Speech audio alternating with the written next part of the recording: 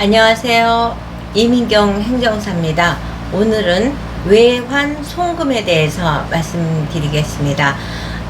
좋아요, 구독, 알림 잘 부탁드립니다. 제가 이제 누누이 여러 번 말씀을 드리지만, 제가 어떤 아이템을 하는 거는, 의뢰인의 질문에 의해서 아이템이 파생되고 증가되고 발전되고 있습니다. 의뢰인들에게 감사해야 될 일이겠죠. 제가 올해 한 2, 3월 올해 초였어요.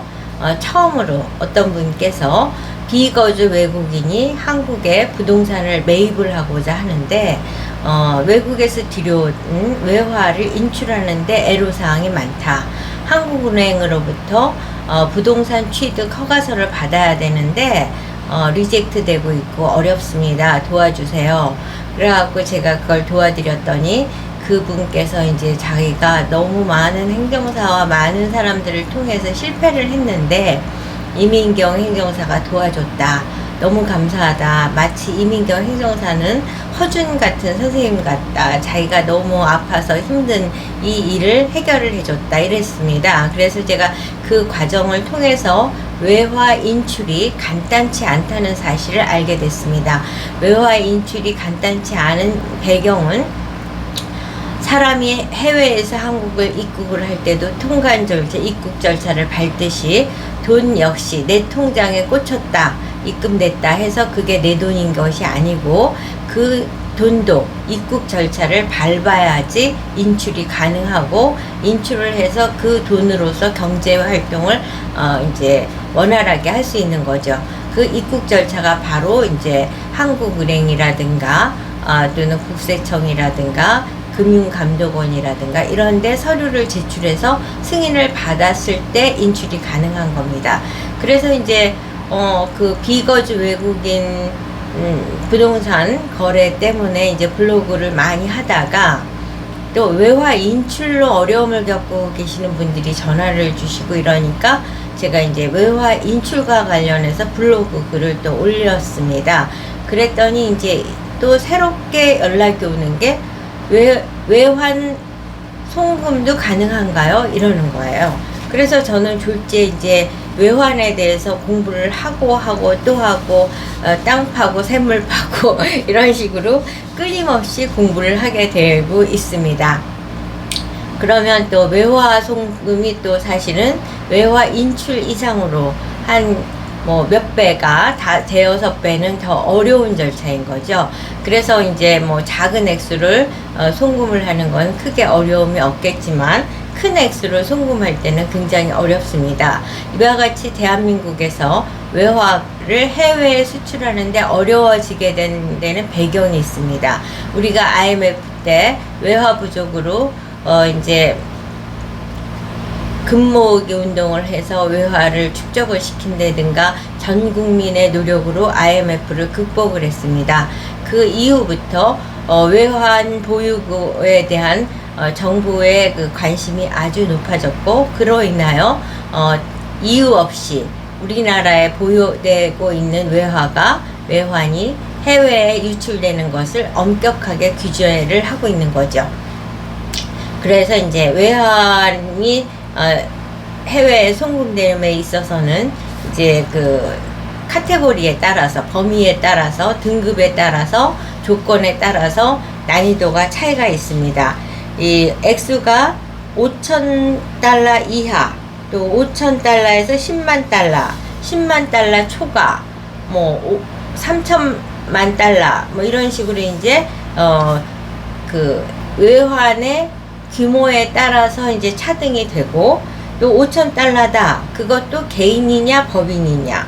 또 5,000달러에서 10만 달러다 했을 때도 개인이냐 법인이냐에 따라서 다르고, 고액인 10만 달러를 초과했을 때도 개인이냐 법인이냐에 따라서 다르게 취급이 되고 있습니다.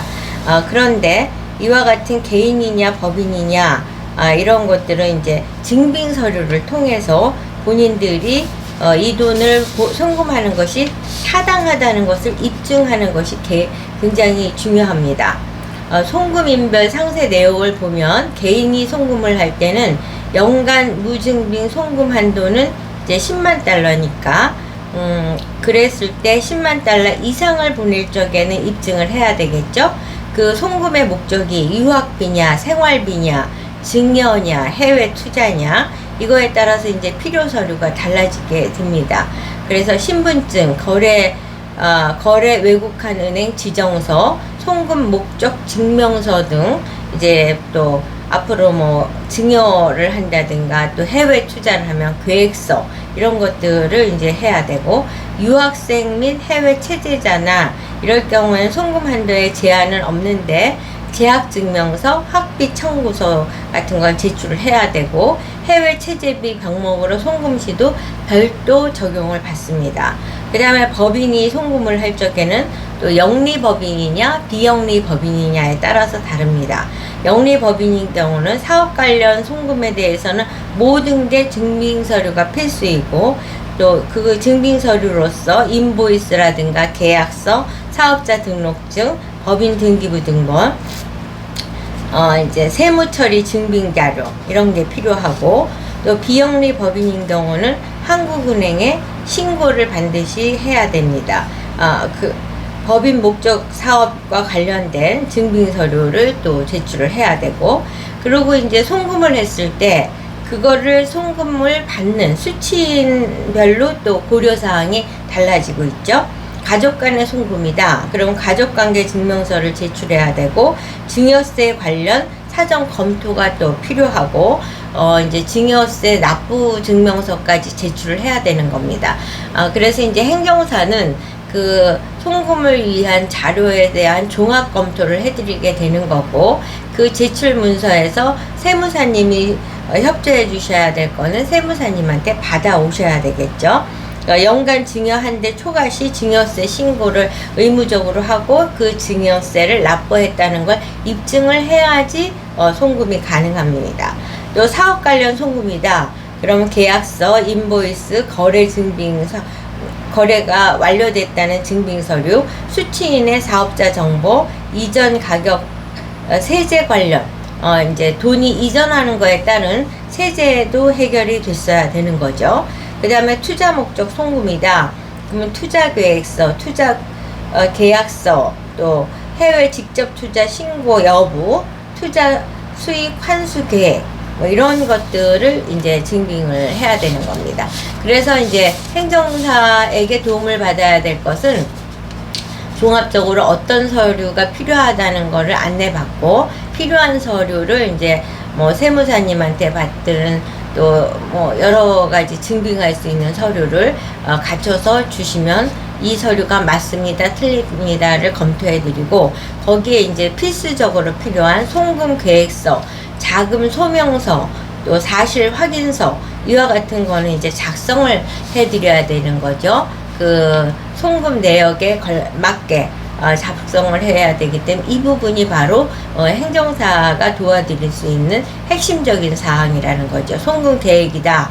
그러면 송금 목적과 필요성이 명확히 기술이 돼야 되고, 자금 조달 방법 및 상환 계획까지 계획 안에 포함이 되어 있어야 됩니다. 그 다음에 자금 소명서는 그 돈의 자금 출처, 이거에 대해서 입증을 해야 된다는 것이 중요합니다. 그래서 이와 같은 것을 법적으로 준수하지 않았을 경우 처벌의 수위가 매우 높습니다. 그래서 송금을 그렇게 임의적으로 함부로 할 수 없는 것이고, 송금이 $10,000 이상이 되면은 자동으로 국세청에 전달이 되기 때문에 본인의 의지와 관계없이 소명할 수밖에 없고 계획서를 제출할 수밖에 없는 그런 행정 절차를 밟게 된다는 점을 유념하시고, 여러분께서 이제 5,000불 이하를 송금할 때는 크게 규제를 받지 않겠지만, 액수가 10,000불, 1회 10,000불, 연간 100,000불 이상이다. 그랬을 때는 반드시 이와 같이 까다로운 절차를 꼭 밟아야 하지만 여러분이 적법한 절차로 송금을 하게 된다는 사실을 오늘 안내해 드립니다. 여러분 좋아요, 구독, 알림 잘 부탁드립니다.